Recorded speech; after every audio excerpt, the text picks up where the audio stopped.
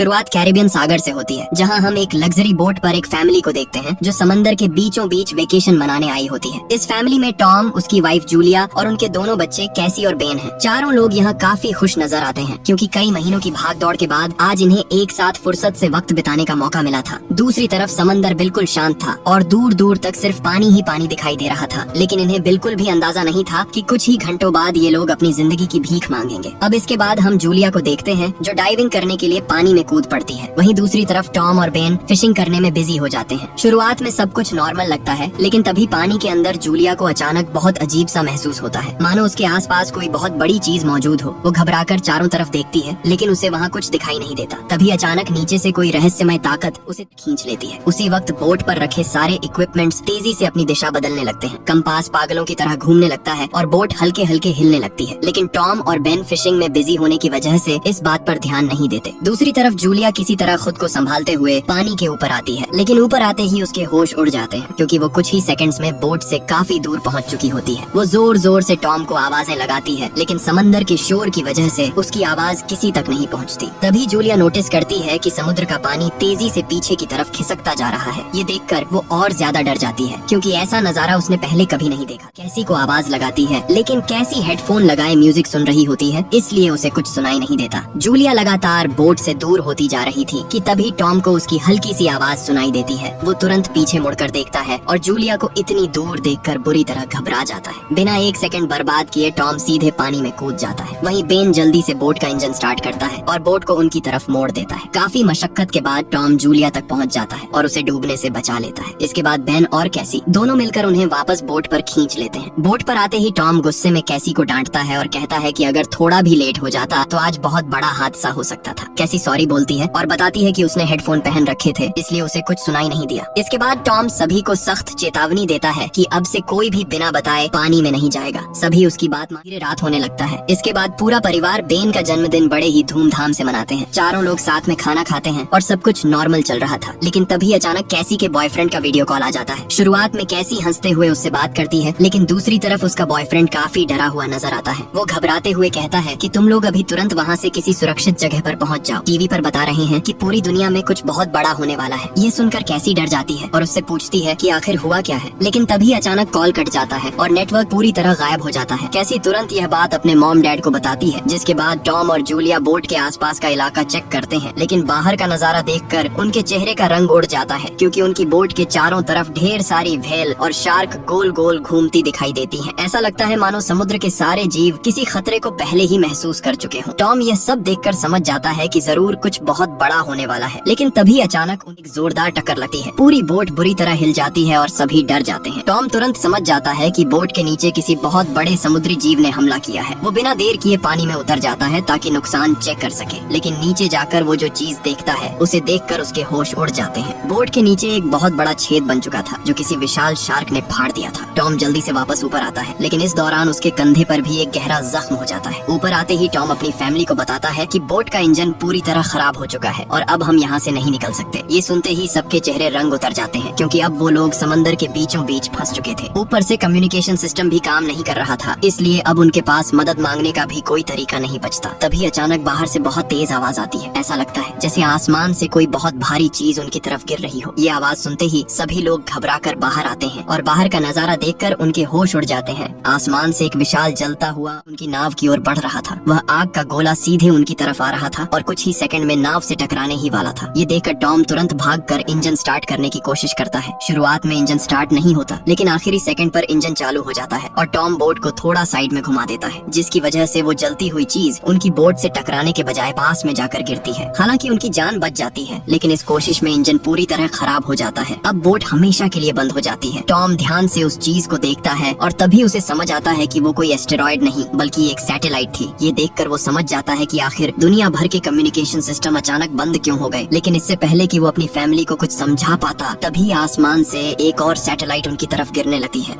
अब उनके पास बचने का कोई रास्ता नहीं बचता, इसीलिए टॉम तुरंत सभी को बोट के अंदर जाने के लिए कहता है। चारों लोग जल्दी से नीचे वाले हिस्से में चले जाते हैं और लाइफ जैकेट पहन लेते हैं, लेकिन जैसे ही वो लोग नीचे पहुंचते हैं पूरी बोट बहुत तेजी से हिलने लगती है। ऐसा लगता है जैसे बाहर कोई बहुत बड़ा धमाका हुआ। एक जोरदार आवाज आती है और अगले ही पल सब बेहोश हो जाते हैं। काफी देर बाद जब उन्हें होश आता है तो शुरुआत में किसी को समझ नहीं आता कि आखिर हुआ क्या है। सभी को हल्की चोटें आती हैं, लेकिन सबसे अजीब बात यह थी कि बोट में कई जगह बड़े बड़े छेद हो गए थे, फिर भी अंदर पानी नहीं आ रहा था। ये देखकर सभी हैरान रह जाते हैं। तभी टॉम और जूलिया बाहर जाकर देखने का फैसला करते हैं, लेकिन जैसे ही पूरी फैमिली बोट से बाहर निकलती है सामने का नजारा देखकर उनके पैरों तले जमीन खिसक जाती है, क्योंकि उनकी बोट अब पानी में नहीं बल्कि सूखी जमीन पर खड़ी थी। चारों तरफ दूर दूर तक सिर्फ सूखा पड़ा समुद्र दिखाई दे रहा था। जमीन पर हजारों मछलियां तड़प रही थीं और उनकी बोट किसी वीरान पहाड़ी इलाके के बीच फंसी हुई नजर आ रही थी। ये सब देखकर ऐसा लगता है मानो पूरी दुनिया ही बदल चुकी हो। जहाँ कल रात तक सिर्फ समंदर था, वहाँ अब बड़े बड़े पहाड़ और गहरे गड्ढे नजर आ रहे थे। शुरुआत में सभी को लगता है कि शायद वो लोग किसी दूसरी जगह पहुँच गए हैं, लेकिन तभी टॉम जल्दी से अपना कंपास निकालता है और दिशा चेक करता है। कंपास देखकर उसके होश उड़ जाते हैं। उसे समझ आ जाता है कि धरती के पोल की जगह साउथ पोल आ गया है और साउथ पोल की जगह नॉर्थ पोल। इसी वजह से समंदर का सारा पानी धरती के दूसरे हिस्सों में चला गया है और जहाँ पहले समुद्र था वहाँ अब जमीन दिखाई दे रही है। ये बात सुनकर सभी बुरी तरह डर जाते हैं, लेकिन तभी टॉम एक और भयानक बात बताता है। वो कहता है कि अगर पूरी धरती का पानी दूसरी तरफ चला गया है तो वहाँ रहने वाले करोड़ों लोग शायद जिंदा नहीं बचे होंगे। ये सुनते ही कैसी पूरी तरह टूट जाती है। वो तुरंत रोते हुए खुद को केबिन में बंद कर लेती है। उधर टॉम आखिरी बार रेडियो से किसी को कांटेक्ट करने की कोशिश करता है। उसे बिल्कुल उम्मीद नहीं थी कि तभी अचानक रेडियो पर किसी की आवाज आती है। ये आवाज एक कैप्टन की होती है जिसका नाम नाटो था। नाटो अपनी सबमरीन के अंदर मौजूद होता है और वो इस पूरी तबाही के बारे में पहले से जानता था। टॉम तुरंत उससे पूछता है कि आखिर यह सब हुआ कैसे और अब उन्हें क्या करना चाहिए। तब नाटो बताता है कि धरती के पोल्स कुछ समय बाद वापस अपनी जगह पर आ जाएंगे, लेकिन जैसे ही ऐसा होगा समंदर का सारा पानी दोबारा वापस लौटेगा और उस वक्त इतनी बड़ी लहरें उठेंगी कि जमीन पर मौजूद हर।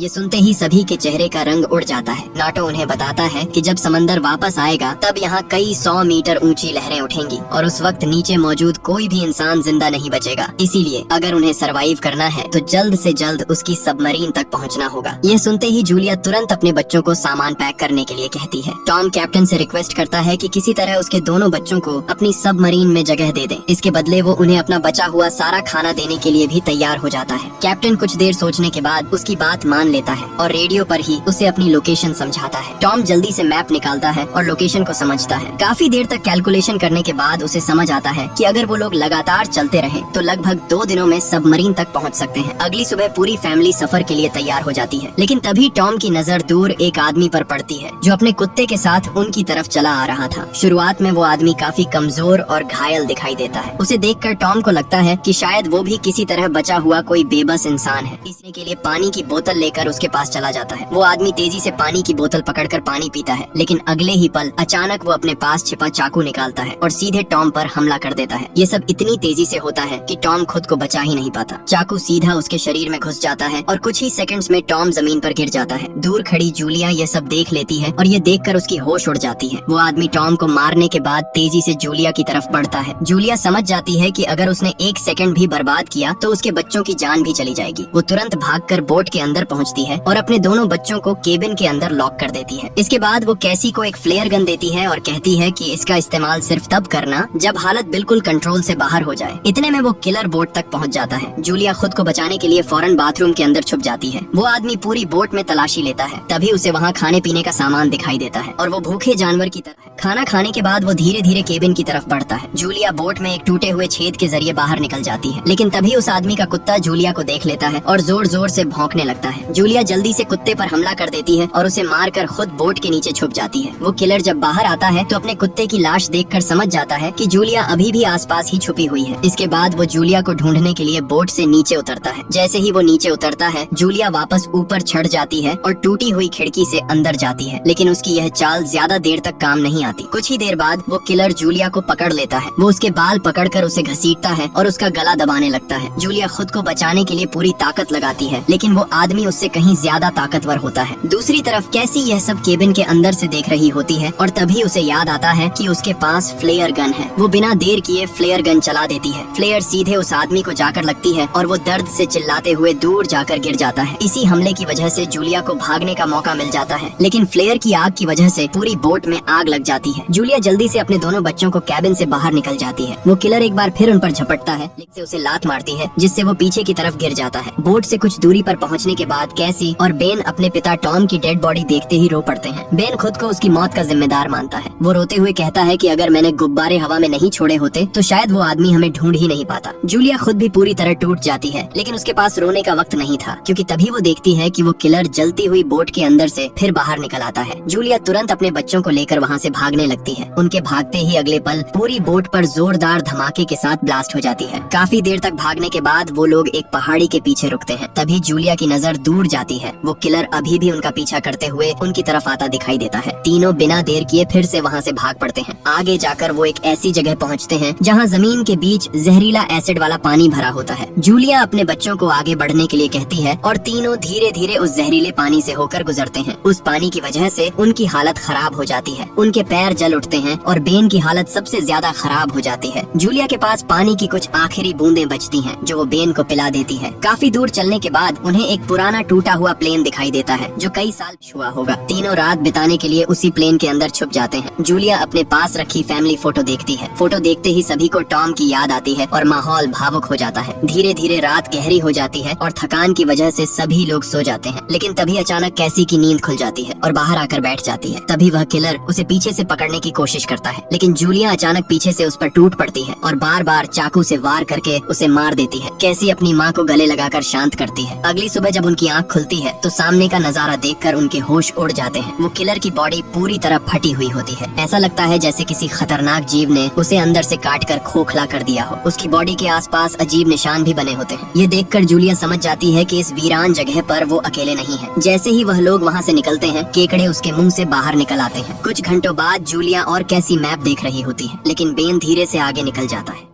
लेकिन बेन एक तालाब में झुककर पानी पीने लगता है। जूलिया तुरंत उसे खींचकर बाहर निकालती है और समझाती है कि अनजान पानी उसे बीमार कर सकता है। धूप बहुत तेज हो जाती है तो फैमिली अपने सिर कपड़ों से ढक लेती है। बेन को चक्कर आने लगते हैं। तभी उन्हें कुछ पुरानी कुर्सियां मिलती हैं और जूलिया अब कैसी उनसे एक टेम्परेरी शेल्टर बना लेती है। जूलिया बेन को इंजेक्शन लगाती है और तय करती है कि वह रात वहीं बिताएंगे। तभी अचानक जूलिया को बाहर से कुछ अजीब आवाजें सुनाई देती हैं। वो धीरे से बाहर निकल कर देखती है और सामने का नजारा देखकर जम जाती है। उनकी तरफ हजारों विशाल समुद्री केकड़े तेजी से भागते हुए आ रहे थे। ये देखकर जूलिया तुरंत कैसी और बेन को उठाती है और तीनों वहाँ से भागना शुरू कर देते हैं। काफी दूर जाने के बाद उन्हें एक बहुत बड़ी कार्गो शिप दिखाई देती है, जो सूखी जमीन पर फंसी हुई होती है और बहुत सारे कंटेनर भी होते हैं। वहाँ 3 क्रू मेंबर्स जिंदा होते हैं। एक औरत उनकी मदद करना चाहती है, लेकिन बाकी 2 आदमी मना कर देते हैं और तीनों फैमिली को बाहर छोड़कर कंटेनर लॉक कर लेते हैं। दरअसल वो इन तीनों से नहीं भागे, बल्कि उनके पीछे केकड़े के बच्चे भागते हुए एक कंटेनर के पास पहुँचते हैं और अंदर मौजूद लोगों से दरवाजा खोलने की रिक्वेस्ट करते हैं, लेकिन अंदर से कोई जवाब नहीं आता। दूसरी तरफ केकड़ों की पूरी सेना तेजी से उनकी तरफ बढ़ रही थी। अब उनके पास बचने का कोई रास्ता नहीं बचता, इसीलिए जूलिया फैसला करती है कि उन्हें कंटेनर के ऊपर चढ़ना होगा। वो सबसे पहले कैसी और बेन को ऊपर चढ़ाती है। इसके बाद जैसे ही जूलिया ऊपर चढ़ने लगती है, तभी एक विशाल केकड़ा उसके पैर को जोर से पकड़ लेता है। जूलिया दर्द से चिल्ला उठती है, लेकिन किसी तरह वो अपना पैर छुड़ाकर ऊपर चढ़ जाती है। ऊपर पहुँचने के बाद वो अपने जख्म को स्कार्फ से बांधती है, लेकिन खून काफी बह जाता है। कुछ ही सेकंड बाद जूलिया बेहोश होकर गिर जाती है। केसी और बेन देखते हैं कि वह केकड़े उस कंटेनर को काटते हुए उसके अंदर चले गए और उसके अंदर मौजूद लोगों पर इन केकड़ों ने हमला कर दिया। अब वो लोग अपने पास मौजूद हथियारों से उन केकड़ों को मारने की कोशिश तो करते हैं, लेकिन केकड़ों की तादाद बहुत ज्यादा थी। ये लोग उनके सामने नहीं टिक पाते और केकड़े कंटेनर के अंदर मौजूद सभी लोगों को मार देते हैं। अगली सुबह जब जूलिया को होश आता है तो सबसे पहले वो अपने बच्चों को ढूंढती है। तभी दूर से कैसी और बेन उसकी तरफ आते दिखाई देते हैं। दरअसल वो दोनों आसपास खाने पीने का सामान और हथियार ढूंढने गए, अभी दिखाई नहीं दे रहा था। इसी बीच जूलिया फिर से कैप्टन नाटो से कांटेक्ट करने की कोशिश करती है। इस बार रेडियो पर काफी देर बाद कैप्टन की आवाज आती है, लेकिन उसकी हालत बहुत खराब लगती है। वो दर्द में कराहते हुए बताता है कि उन खतरनाक जीवों ने उसकी सबमरीन पर भी हमला कर दिया था और अब वो बुरी तरह घायल हो चुका है। कैप्टन आगे कहता है कि अब मैं तुम्हारी कोई मदद नहीं कर सकता और शायद ज्यादा देर तक जिंदा भी नहीं बचूंगा। साथ ही वह जूलिया को यह भी बताता है कि अब समंदर का पानी बहुत जल्द वापस फिर से अपनी जगह पर आने वाला है, इसीलिए तो ये सी क्रिएचर फिर से यहाँ वापस आ गए। यह सुनते ही जूलिया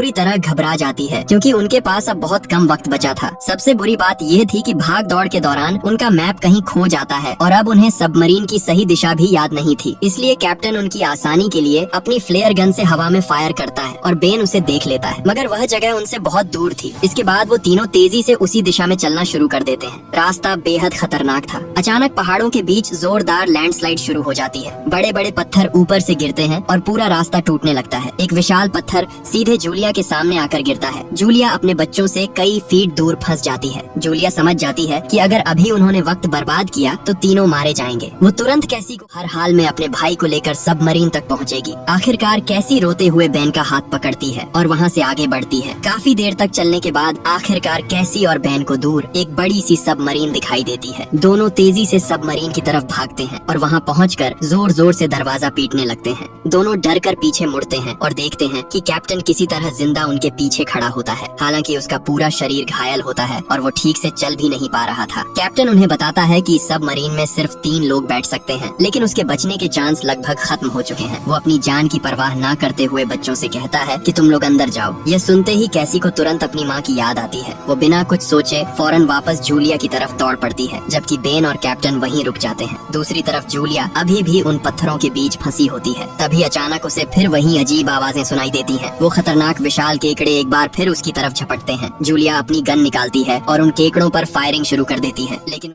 इसी बीच कैसी वहाँ आकर जूलिया की जान बचा लेती है। इसके बाद ये लोग जल्दी से सबमरीन के पास आते हैं, लेकिन उनके पास ज्यादा वक्त नहीं था। कैप्टन जूलिया को सबमरीन के अंदर जाने के लिए कहता है। जूलिया और बच्चे जल्दी से सबमरीन के अंदर घुस जाते हैं। उनके अंदर जाते ही सबमरीन का दरवाजा लॉक हो जाता है। कैप्टन बाहर ही रह जाता है और अपनी जान की परवाह किए बिना उन सबकी जान बचाने के लिए खुद को कुर्बान कर देता है। तभी वो भयानक केकड़े भी वहाँ आ जाते हैं, लेकिन लहर की गर्जना के सामने सब बेबस हो जाते हैं। सबमरीन के अंदर बैठे जूलिया, कैसी और बेन खिड़की से बाहर देखते हैं। उनके सामने कई 100 मीटर ऊंची पानी की एक विशाल लहर तेजी से उनकी ओर बढ़ रही थी। अगले ही पल वह पूरी ताकत से सबमरीन से तीनों बेहोश हो जाते हैं। कुछ देर बाद जब जूलिया और बच्चों को होश आता है तो वो बाहर का नजारा देखकर दंग रह जाते हैं, क्योंकि उनकी सबमरीन पानी में नहीं थी, बल्कि समुद्र की वह बड़ी लहर उनकी सबमरीन को बहाकर एक शहर में ले आई थी, जो कि पूरी तरह से तबाह हो चुका था। जिसे देखकर साफ समझ आ रहा था कि जमीन से अब इंसानों का सफाया हो चुका है। उन्होंने दुनिया की सबसे बड़ी तबाही पर जीत हासिल कर ली थी। जूलिया रोते हुए अपने दोनों बच्चों को सीने से लगा लेती है और इसी के साथ ये कहानी खत्म होती है। अगर आपको ये कहानी अच्छा लगा हो तो वीडियो को एक लाइक और चैनल को सब्सक्राइब करें।